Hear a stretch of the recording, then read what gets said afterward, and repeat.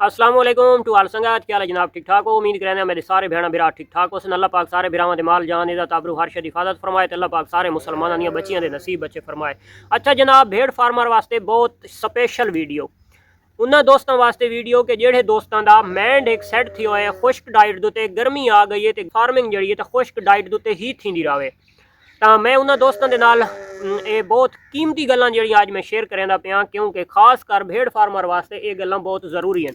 क्योंकि असा काफ़ी सारे लोगों को इस चीज़ के शौक के उत्ते लाया है और साडा हक बनता है कि जिहड़ियां इस दियां असल हकीकी गल्लां हैं तो सानू काफ़ी अरसा थी गए इस फार्मिंग के उत्ते शौक करना होया,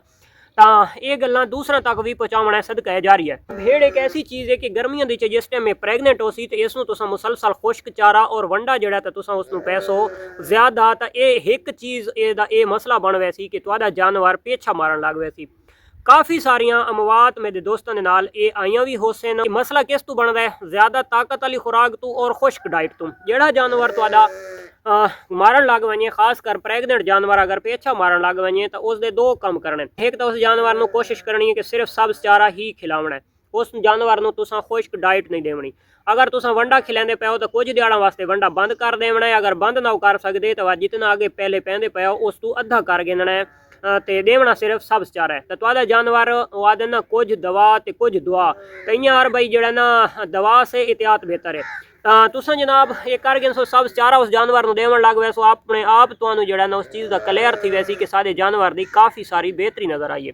हुण अगली गल करा कि भाई ओवरऑल दिठा वजे तो क्या कीता वजे, तो ओवरऑल दे विच अगर तो तुसां जानवरां गर्मियों के प्रैगनेंट रखना चाहते हो तो प्रैगनेंट रखना चाहते हो तो उस वास्ते तुहानू सब्ज चारा ही चूज करना पोसी। तुसानू खुश्क चारे तू थोड़ा जिहा बचना पोसी, सैड थीवना पोसी। सब्ज चारे दे विच जी लूसण गता लूसण जबरदस्त है, उस तो इलावा जनाब ज्वार चरी जबरदस्त है, मकई जबरदस्त है। यानी कि गर्मियों के विच जितने एक ग्रीन चारे होवन तो तुसां उन्हां नूं पा सकते हो तो जबरदस्त रिजल्ट। ये नहीं जो कोई दोस्त आके जी बकरा भेड़ वीक थी वैसी नहीं, वीकनेस के विच ना सी,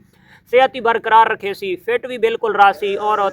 पेछा मारन वाली हरकत भी न करे सी। अगला जो टॉपिक आई तो वो केड़ा हाई तो भाई तुसां उस जानवर की अगर वूल वधी वधी है तो उस जानवर की तुसां वो कटवा दो, उस दे नाल भी काफ़ी सारी बेहतरी नज़र आ सी। ठीक है, इस साल मैं एक नवा तजर्बा किया, जिहड़ियां प्रैगनेंट एक भेड़ां हन उन्होंने इंजैक्शन लावन तू हट के उन्होंने यानी कि मेडिसन तू खर्चा थोड़ा बचा के तो उन्होंने क्या किया, जिहड़े जानवरां दे पिछे वाल हो सन ये जनाब तुसां उन्हां दियां टंगां समझ गए नो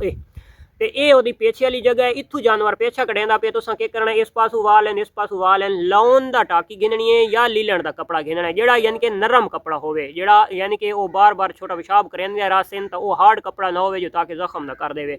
इस पासू वाले वाल नाप के इत्थे गाढ़ च देवनी है, इनू इनू छेक के इदे करना चा इत्थे गाढ़ च देवनी, इत्थे च देवनी, इत्थे च देवनी, यार गड्ढी देंदा आवणे ओदे वालां नाल गड्ढी दे के अगर पतला होवे तो वह डबल च करना है। वो जो जानवर नूं एक दर्द पौंदी है उन्होंने विश्वास थींदा है, वो बार बार उन्होंने कढ़ण की हरकत थींदी है, शिकायत थींदी है। अगर वाल बदे हो सन जानवर जितना एक भी जोर लैसी छोटा पेशाब तो कर सकसी, लेकिन जितना एक जोर लैसी तो वो जानवर पेछा न मार सकसी। पेछा जनाब एक दफ़ा मारे चा तले जनाब मिट्टी लग गई, मेंगणियां पई होंदियां ओदा यानी कि कचरा लग गया, तो इस वजह तो उन्हें जानवर बार बार ये हरकत करेंदा रहिंदा है। अगर तुसां इस नूं आदन छिक्का मज्झी दा चढ़दा है होर हिसाब दा, भेड़ां दे पिछले वाल तुसां बांधे हो तुहाडा छिक्का चढ़ गया है, तुहानूं यानी कि ट्रीटमेंट किसी किस्म दी हाँ इन्फेक्शन वास्ते एक दो टीका तुसां ला दो,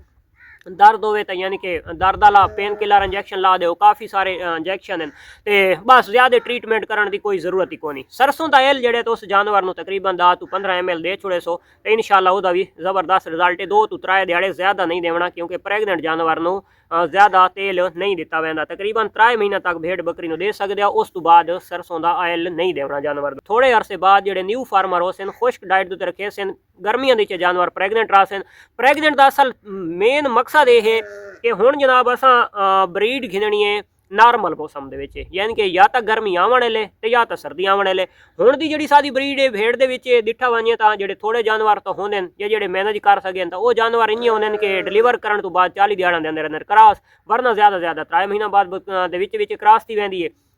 असां जनाब ब्रीडर तू हुण बचाइंदे पिया भेड़ां दा जनाब प्रैगनेंट जिहड़ा पीरियड है वो तो असां हार्ड गर्मी दे विच गिद्धी आने लेकिन ये है कि जिहड़े बच्चों की पैदाइश आसी तो वो सर्दी आवन तू पहले आवड़ सी उस टाइम वाले बच्चे जिहड़े हैं तो एक तो सानू प्रॉफिट अच्छी खासी देवे सन दूजे नंबर दे ब्रीड जल्दी जल्दी सारी आवड़ सी और असां जनाब खुशहाल भी थी विसां उन्होंने मैनेज भी कर गए सां गर्मी वाला बच्चा गर्मी का बच्चा चाहे बकरी दा ते चाहे भेड़ का थोड़ा जिहा बचावना मुश्किल थी वेंदा है ते असां जनाब उन्हां बच्चों की केयर भी आसानी कर सकते हैं असां जनाब हुण हर फार्मर यानी कि अप्रैल तो मई तक यानी कि चौथा पंजवां महीना क्रॉस करावण दा महीना है इन्हां महीनों के विच जानवर लोग क्रॉस करवावण 9वें तो लैके ते 10वें दे विच ब्रीड आवनी है ठीक हो गया तो 10वें महीने की ब्रीड तो बहुत ज़बरदस्त है लेकिन जिहड़ा ना ओदी जिहड़ी प्रैगनेंट पीरियड है ना वो हार्ड गर्मी दा आंदा पिया यानी कि जून जुलाई हार्ड गर्मी है तो वो उस जानवर बर्दाश्त करना है भेड़ है चाहे बकरी है पहले नंबर तो उस जानवर दोते वूल का ख्याल रखना है अगर भेड़ की शौक करेंदे पे दूसरे नंबर दोते उस जानवर नू हार्ड खुराक नहीं देवनी उस जानवर नू कोशिश करना है सब चारा रखना है ताकि तुहाडा जानवर बच्चा ज़ाया ना कर देवे बच्चा ज़ाया करन तू जानवर नू ये चीज़ें ही बचा सकती हैं सब चारा हाँ जेडे दोस्त हुण गर्मियां दे काफ़ी सारे चारे काश्त थीवणे जेड़ां दे विच सारे दोस्तां ग्रेजिंग करवावणी है ते ग्रेजिंग दे करावणी है ते तुसां जनाब बकरी वास्ते देखना है भाई ट्रेड लह गई है या खलोती है तो भेड़ इस चीज़ नू बिल्कुल तुहाडे नाल न करे सी वो आखसी मैनू सवेरे सवेरे तुसां गिन वञो जिस टाइम बकरी दे चरण का टाइम थींदा है उस टाइम तक भेड़ अपना पेट भर गिनदी है वो भेड़ की उस टाइम तवक्को होंदी है कि मैं जनाब उन टाइम नाल लगी वञा पिछा अपने फार्म दे उत्ते सकून नाल बाहां ते बकरी जिहड़ी है उस टाइम दो दिल लगी दे नाल चरना पसंद करेंदी है सवेरे सवेरे जनाब तुसां अपनी जगह ते खड़े सो उत्थे ग्रेजिंग करवा के ज़्यादा 9 बजे तक हार्ड गर्मी दे तुहाडे जानवर तुहाडे अपने फार्म दे उत्ते मौजूद होवन उत्थे जानवर कोलू पानी होवे जानवर नू पानी पिला देवना और उस तो बाद छां दे उत्ते जानवर बहर आवे दरख्तां दी छां होवे तो ज़बरदस्त है अगर बरांडा टाइप होवे जिथे हवा नव लगे तो वध तुसां पक्खा लाजमी ला देवना तुहाडा जानवर ताकि गर्मी तो महफूज रह सके यानी कि जानवर तुहाडा तलखी न करे जी सब चारा तो हुण असां ज़्यादा ना दे सकते या असां मुल घिन के पैने हाँ तो उस दे विच के है कि वध तुसां यानी कि खुश्क चारा तो तुहाडे कोल स्टॉक होना है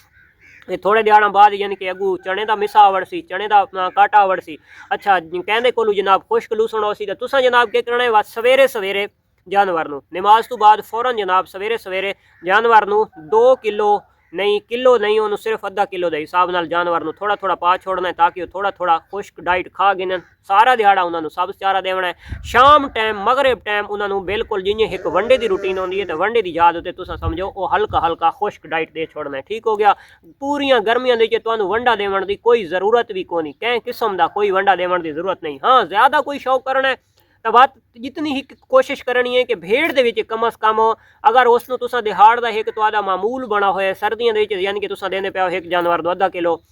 नॉर्मल मौसम दे विच तुसां जानवर नू देंदे पिया पा कोशिश करनी उस पा तू भी तुसां घट देवना है हार्ड गर्मी दे विच उस तू भी घट देवना है मेन मकसद है सब चारा उन्होंने ठोक के देवना है खुश्क चारा उन्होंने थोड़ा थोड़ा देवना है इंशाअल्लाह ना तो तुहाडा जानवर कोई पेछा मरे सी ना तो तुहाडा जानवर कोई बच्चा गिरे सी जेडे वधे फार्मर हैं उन्होंने काफ़ी सारियां टेंशन होनियां तो वह तुसां जनाब मेडिकल स्टोर तो इंजैक्शन गिन सो मैं उसका ना दसना चाहता क्योंकि मैं दसा सा ना वो काफ़ी सारे लोग अगे भी आखने भाई तुसां जनाब अपना मेडिकल स्टोर तो नहीं खोल गिदा या तुसां टीके दसन लग गया तो वो जनाब हर महीने तो बाद तुसां 2-2 3-3 सीसी 2-2 सीसी उन्होंने लैंदे रहो तकरीबन 4 महीने तक उन्होंने मुसलसल लैंदे रहो हर महीने 4 डोज़ा लग वैसे तो इंशाअल्लाह तुहाडे जानवर नू एहतियात ही थी वैसी तो इंशाअल्लाह दवा भी थी वैसी तो यह है जनाब अज की वीडियो मिलते हैं इंशाअल्लाह नैक्सट वीडियो तब तक देसो इजाज़त अल्लाह हाफिज़।